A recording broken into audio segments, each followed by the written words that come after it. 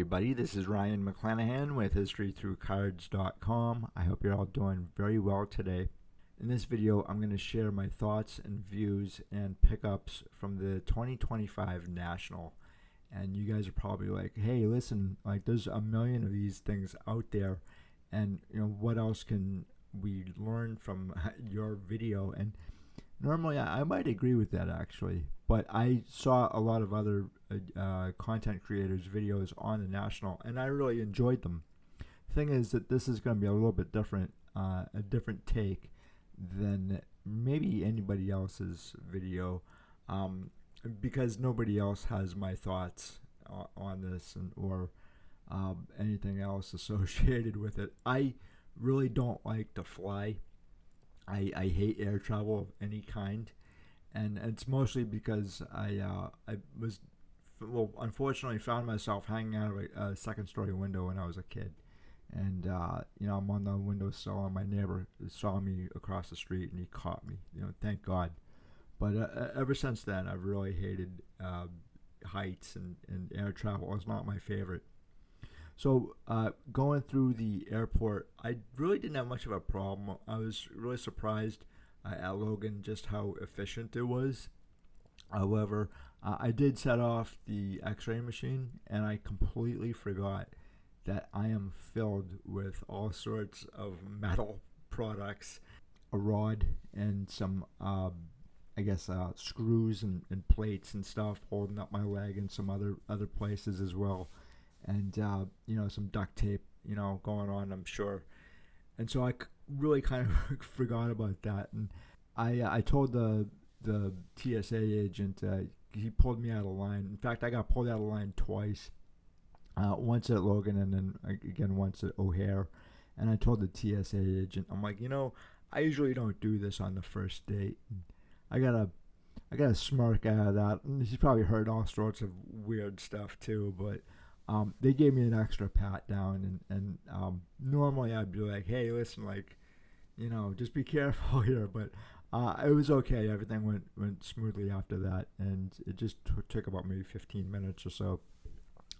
But a lot of people I can understand get really frustrated with air travel, just going from like point A to point B with the TSA and all the time that it takes to get through in your bags and stuff. So I can understand that. My buddy actually gave me a book, as you can see here, and it just kind of like passed the time. And now I can land an airplane and deliver a baby. And stupid me, I ended up next to the window seat, and I was looking out, and that was not a good scene. That was probably one of the dumbest things I've done in a while, and I've done a lot of stupid things during my lifetime, and I'll probably do more because I'm human. So anyway, what I found really interesting too is that back in the 1950s, 60s, and 70s, apparently you could get a 5-course meal on board an airplane. Well, this is what I got. And I was completely disappointed. I mean, they gave me a cookie and some soda. Like, that was it. I was expecting something a little bit different. But it only took about like 2.5 hours or so to get from Boston to Chicago. So that was probably why they couldn't give me a 5-course meal or something. When I did get to O'Hare, it was really big. I mean, I was kind of shocked. I've never been to Chicago, so I really didn't know what to expect. But I did get lost a little bit, and I found that Uber was quite affordable, but not all that reliable. And so I went to my hotel, I checked in, and I'm a big believer of naps. And so before I hit the show, I took a nap, and I think that everybody should at least once a day take like a 15-minute nap just to recoup and recover from whatever you're doing. So that's what I did. And before I continue with my review, probably the biggest highlight for me of the entire show was meeting these two guys right here. This is Orlando from A Collector's Dream and Michael Golden. And I was really taken aback by just the generosity here of both of these guys.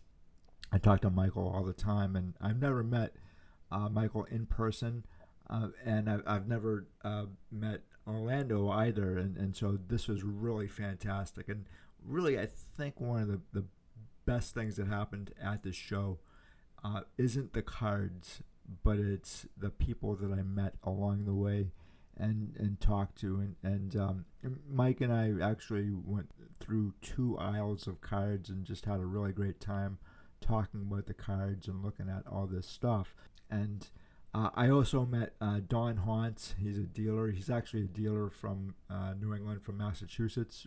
I see him in Massachusetts all the time at the Shriner show.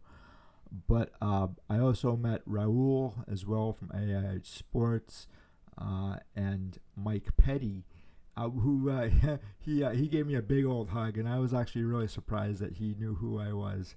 But he did, and it was great to see him. And then Jeremy Lee, I bumped into him, and Jim Beckett as well. And I was really surprised to see Jim Beckett. I know a lot of people say he's there at the shows all the time, but I was really kind of surprised to see him, and it was pretty good. And then Victor, the rookie card specialist, I've had him on my show, but it's always good to actually see some of these people that you interact with on YouTube or other platforms. So I also briefly met or saw Mike Junk Wax Hero, and he's usually at the Shriner shows as well. So it was great to see him. Pepino Man, I got to talk to him, and then and he was interesting too. I enjoyed talking to him. And then Levi Bleem from 707. He's a long-time dealer. I probably should interview him at some point. And then Greg from Midlife Sports Cards.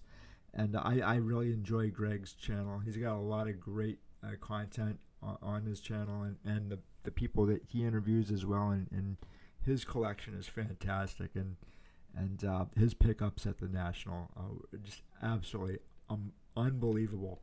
And I'll probably leave a thing on the bottom here to get you guys to go over to Greg's channel and see what he picked up. I don't want to ruin it here. I'm pretty sure you guys have probably seen it, but I was very impressed. And then Iconic L, and I also met John Wade from Wade Boggs Fan, and John's got another great channel as well. I really enjoy that. And then he was actually talking to a dealer here named Craig Hammond. And Craig's a Vietnam vet, and so we were talking about the Vietnam War and everything else. And, it was really, really great to talk to him. And, thank you for your service, Craig. I really appreciate that more than the cards. But he had a really great selection of cards, too. And then Professor Sports Cards. I've never met him before. I think he's kind of new. His name is Jason. But he was great to talk to as well. And then Sammy Thunder, I briefly spoke to. Again, I'm always like conversing on Sammy's channel. He's got a great collection. I really love to see what Sammy has. And Mike Junk Wax Hero, I kind of feed off of his collection too. I see a lot of cards that he has in his collection, and I'm like, hey, that gives me a good idea. I want to go after XYZ card. So I kind of do that whenever I see a card that Mike has on his channel. And same with Sammy. I think Sammy, his collection, though, I don't want to say it's better than mine, but because I don't like to compare people's collections. And quite frankly, I think your collection says a lot about you as a person, not just as a collector. So, again, Sammy's got a really great collection that you can see on his channel as well. I also met a really nice dealer, too, George from Diamond Yard Sports. And a lot of people have actually commented on him. and he's got just some amazing stuff. He really does, and it was great to talk to him too about his recollections of being a collector back in like the late '80s, '90s. So it was really great to meet him. And then I briefly met Dan from Dan's Vintage PC. Again, he's got another great channel, and he's got a great collection as well. And so I really enjoy interacting with Dan. I wish I actually talked to him a little bit more than I did, as a lot of these people too. I kind of went my own way, and I'll talk a little bit more about that. But I also met John, a 3D 80s kid, and Jake from Wax Pack Wisdom. Jake's a local guy here in Boston, so I see him now kind of often. And he's got a great channel, and he always has great pickups too. I'm really impressed by the stuff that Jake has in his collection. Getting back to Orlando though for a quick second, it was really great to meet him finally, and I don't think he's out of the woods with his health yet. So if you guys could like do me a favor and just put in like a word, to God or whoever, to help him out, I think that would be great.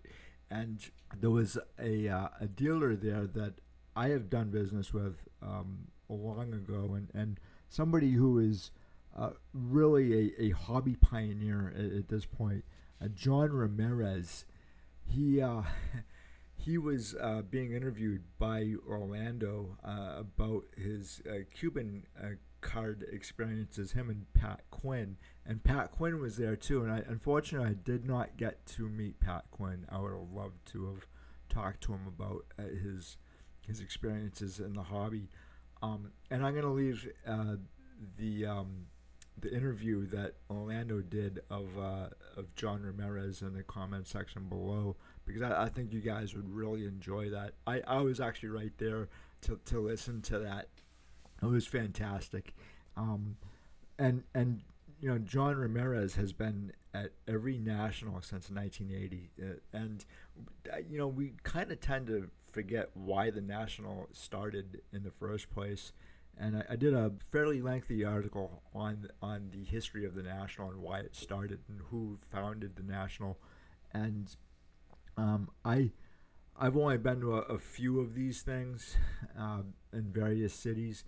I know a lot of people give Atlantic City a lot of crap, probably for good reason too, but I always enjoyed Atlantic City whenever I went. And this time I really wanted to go to Chicago and really meet the people there, the other collectors. I also met Dustin as well. I've met Dustin back in 2022, and he's got a great channel as well. And I'm kind of biased on that because Dustin is a friend of mine, and he was the first person to have me on his show, or I was the first. That didn't make a whole lot of sense, did it? He's the first guy who asked me to be on a channel, I guess, on his channel, and I started my channel because of him. So if that makes any sense. So I really thank you, Dustin, and it was great to talk to him and chat. And he had a fantastic pickup of his own, a 1952 Topps Willie Mays. What a great card, and for somebody who's not really a vintage baseball guy, I think we can turn that around. I think by the end of the year he'll have 3 vintage baseball cards in his collection. Actually, I think he already does. But yeah, it was great to see that happen, and what a great card. But getting back to John there, he had a really fantastic piece that I saw. It was a 1947 Oakland Oaks panoramic photo, and this was actually put out by Sunbeam Bread, and Sunbeam actually had they did a 3-year issue from the Oakland Oaks, 1947, they didn't really do very well. I think they were like 90 and 97 or something. 97 and 90. That's what it was. I think they were in like fourth place. And but the Oakland Oaks have a great history, and I was really stunned by this. I've never seen anything like this thing before. As you guys can see right here, you can see Bill Raimondi, uh, a legendary catcher, just fantastic player. I I don't believe he ever played with the major league level. But then you had Dario Lodigiani, and he's got an amazing history as a player. Uh, During World War II, he was the mechanic on the Enola Gay, and you also had Will Haffey and Tom Haffey as well. Those were, I believe, they were cousins of Chick Haffey. Quite frankly, one of the worst Hall of Fame picks ever, and we know why he was picked for the Hall of Fame, because of Frankie Frisch, and that's a different story altogether. But then you had Vince DiMaggio, and he's the brother of Dom and Joe. And you also have Gene Bearden and Gene Lillard, who has a really interesting player history all to himself.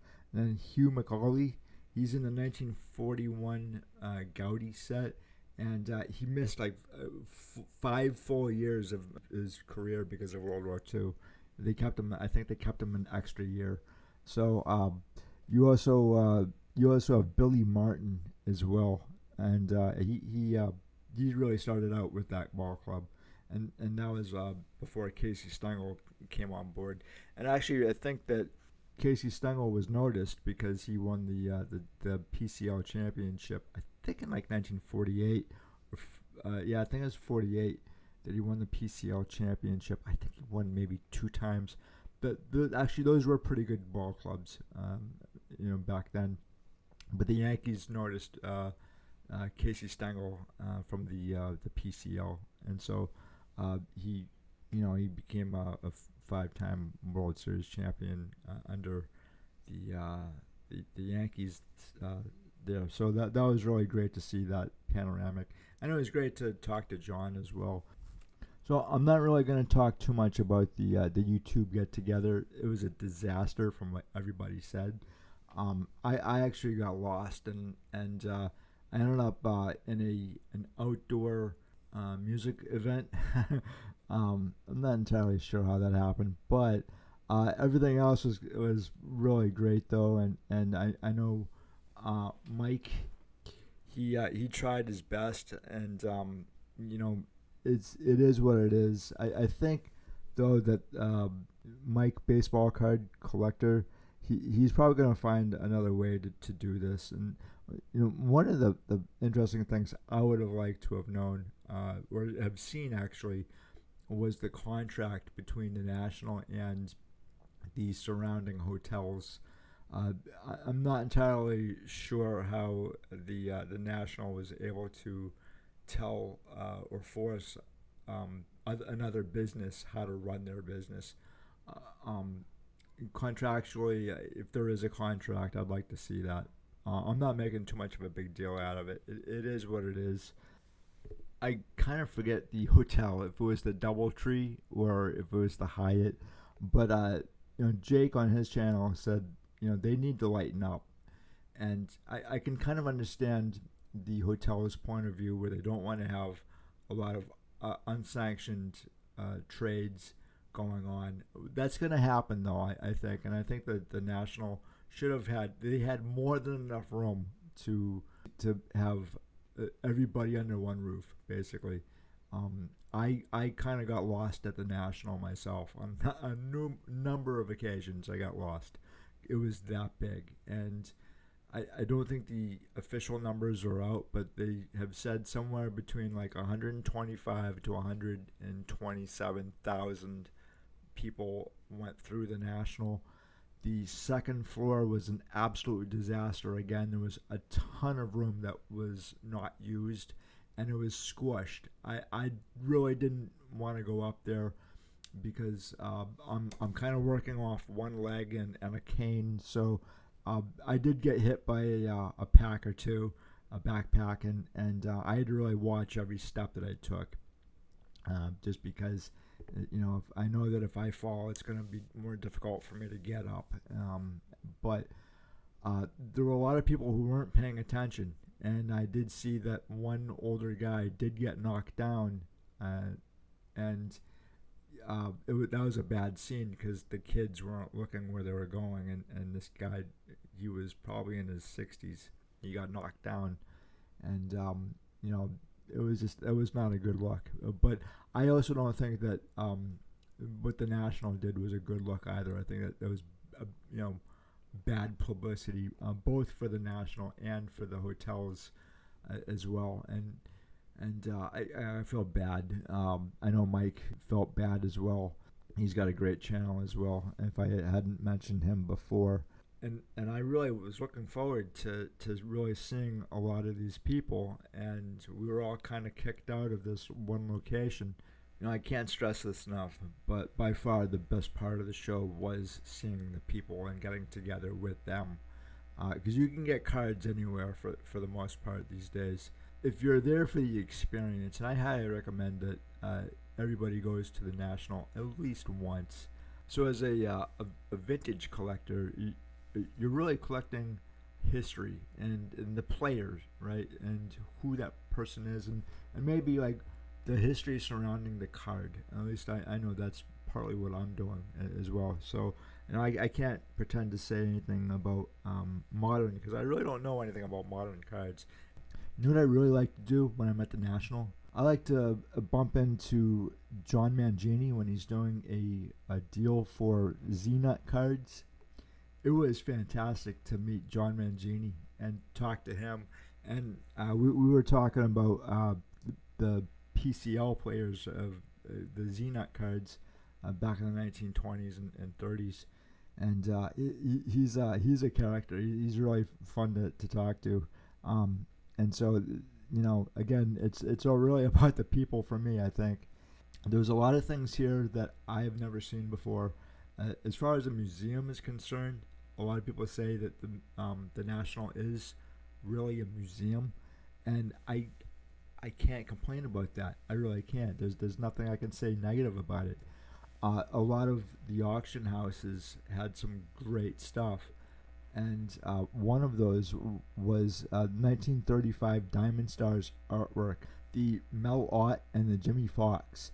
Now, those were really interesting, and they're beautiful. I mean, that artwork is just absolutely fantastic. And, again, if you like artwork, you would have loved to have seen some of this stuff. Those pieces of artwork, I think, come from the same source back in the 1970s, where there was a National Chickle employee, as they say, who had a lot of this stuff. And I'm still trying to figure out what printer that National Chickle used. They had to have used a company here in Massachusetts or New England, because National Chickle was a Massachusetts company over in, I believe, 805 Main Street in Cambridge. That location now is a post office, and so that was fantastic. I haven't seen too many of these pieces of art, and they were larger than I thought they would be. The last one I think that went to auction was in May of 2025, and that was Charlie Garinger, and that's a beautiful card too. If you guys haven't seen that painting went for $16,800. I'm not entirely sure what these two paintings are going to go for, but I think they're going to go for a lot more than the Charlie Garinger, because Mel Ott and Jimmy Fox, and I think that's one of the rare times that you're going to see Jimmy Fox in a catcher's uniform, or with the mask and all the other good stuff.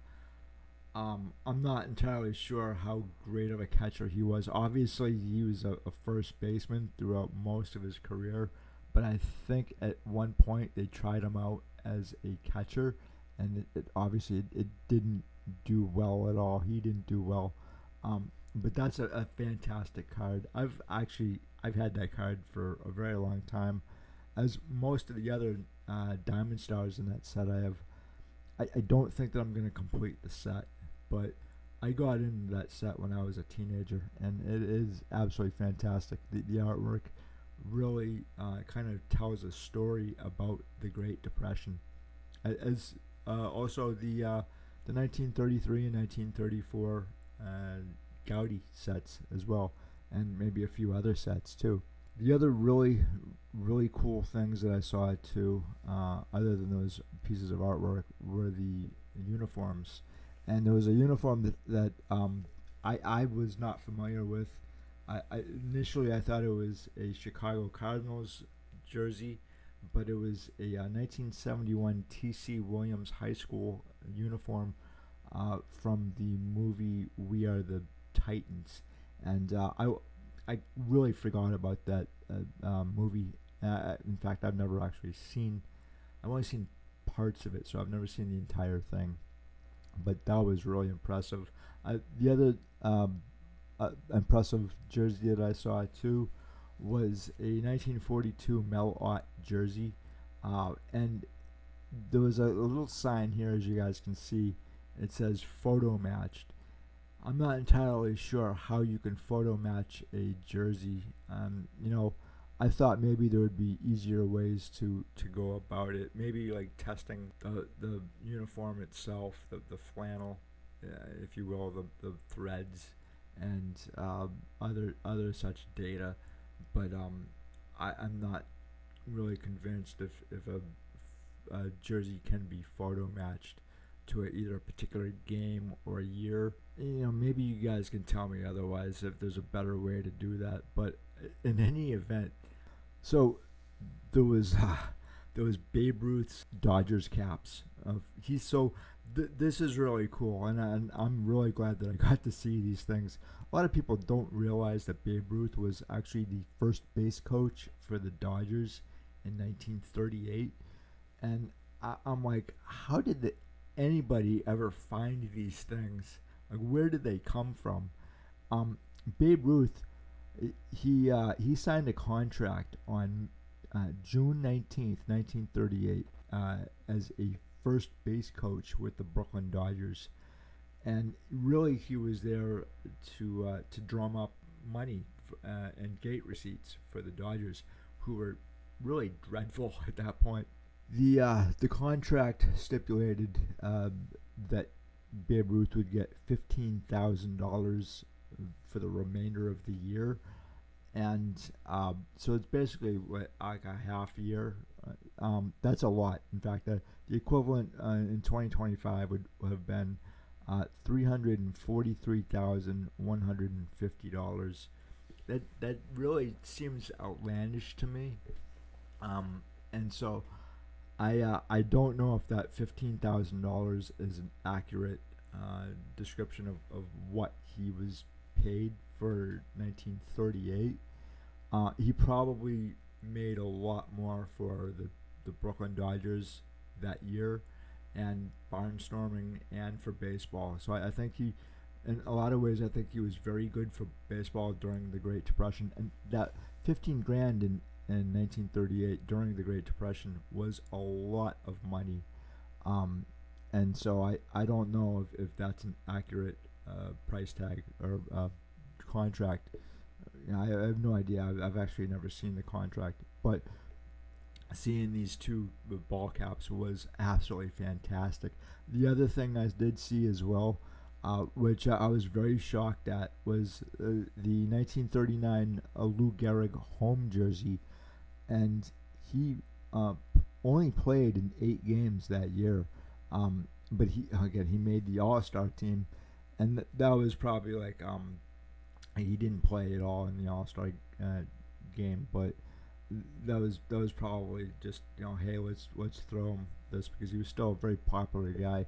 And his last game was on April 30th of 1939 versus the Senators in a 3-2 loss, and Babe Dahlgren took over at first base, and it's an amazing jersey. And again, like, I'm like, where did that come from? I have seen his 1925 jersey a couple of times. That's been floating around for a while, and I think a few other jerseys as well. The one thing I don't like about uh, this kind of stuff, and it's not necessarily negative, but I think there's some of these one of a kind jerseys have been going up for auction and ending up being sold to companies that like Upper Deck and Tops and a few others that have turned around and cut up the jersey, and now you have no more jersey, and this has become a huge problem in the past. uh, they cut up a Christy Mathewson jersey that was one of a kind. There's another a Mathewson jersey that is lost because somebody stole it from a museum. I think that a lot of this stuff should actually go to Cooperstown, and find a final resting place, if you will, for some of this stuff because it's just so rare, and they do have a better chance to preserve and restore some of the jerseys and uniforms, baseballs, and equipment, or even paper familia that we're not able to do, and also put it on display as well. I know there's a lot of other stuff in Cooperstown that is not on display, but it is kept in a way that's going to preserve it for other generations. Whereas if a jersey or something else it goes up for auction, then that usually means that it's in the hands of either a company that wants to turn it into gold, if you will, or in a private collector's hands. And there are certain times too that museums do go out of business and have to put up their items for auction as well. I understand that too, but I don't think the Baseball Hall of Fame or even the Football Hall of Fame are going to go out of business anytime soon. One of the things that really kind of I'm not going to say it worried me, but I was concerned. I always kind of tell people that if you're going to go to a national or any other kind of large card show, take a piece of paper with you or a notepad, write down where the sections are of the dealers, get email address or something that you know where they are, because on at least one or two occasions I missed out on some cards that I was really looking forward to kind of like going after. I had a list, and I'm not very good with lists, but I do have certain cards that I am looking out for, and one of those was a 1934 Gaudy Sport Kings Nat Holman, and as you guys can see here, that's a very nice card. He is a legend in the sport of basketball, and I've been looking for that card forever. It's a very, very difficult card to find, and a buddy of mine who happened to have had that card, I should have picked it up then, right then and there, and that's the other thing too. If there's a card that you've been looking for, and don't hesitate. There's certain cards that you can do that to, but it really depends on the card. Um, I kind of hesitated. I was thinking about it. I walked away, and then I couldn't find where the dealer was, and I didn't readily have his information available. I only took a photo of the card and not where the location was, so I wasn't even able to get back to see if this card was still available. I walked away, and that Jerry West that I was looking at was gone. Same with the 1948 Leaf Sammy Baugh, which I really love that card. A friend of mine, Kevin Savage, again, he's a longtime dealer. He's got some great stuff, and I always see him at the Shriners as well. But he had a 48 Leaf Sammy Baugh. Actually, had two of them, and I think both of them are gone by the week. So sometimes it's not a good idea to hesitate on cards. Sometimes you just need to pick one up, the card that you want, right then and there, and try to make a deal. As far as I guess deals go, you really had to negotiate, and I'm gonna actually share some of my pickups with you guys as well, and kind of go through this too, because there are things about the National that I really really didn't like, and it was at times it was a sea of people. There was so many people there that I I was getting kind of nervous, to tell you the truth, and I got lost. It was a huge show. It was massive. If none of you have ever been to a national, it is generally large now, about 100,000 people. This probably had an extra 25 to say 30,000 people, and I'm not entirely sure what the exact numbers were, but there were so many people at times that I was just like, I need a place just for myself. So during the national, there were certain points in time where I was definitely thinking of the Coconut Grove fire of 1942 here in Boston, and I was like, dude, if anything were to happen here, like you would have like massive chaos and people trampling on each other, and it just wouldn't be a good scene, and probably you know it was just I didn't even want to think about that, but there was so many people there, that it was really concerning to me. And then again I saw Stan Locke as well, and I'm gonna actually go through. I did pick up something from Stan, really great, classy dealer. I mean, the guy's got everything, and I'm gonna go through something else too that I picked up from him. There are things about the National that I really liked. I like the people, obviously. I like the cards. There were a ton of cards there that you would never have seen before.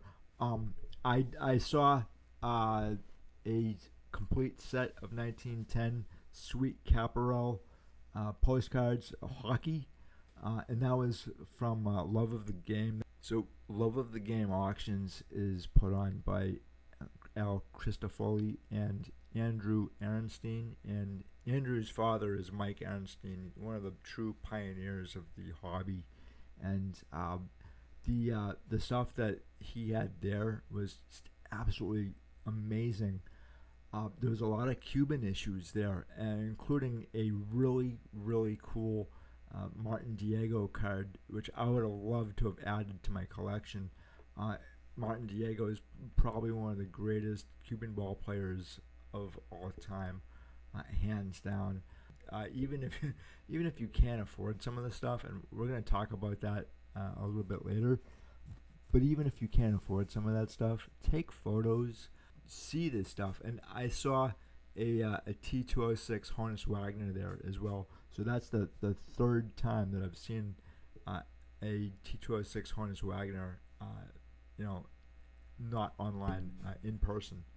So again, how many times do you actually get to see one of those?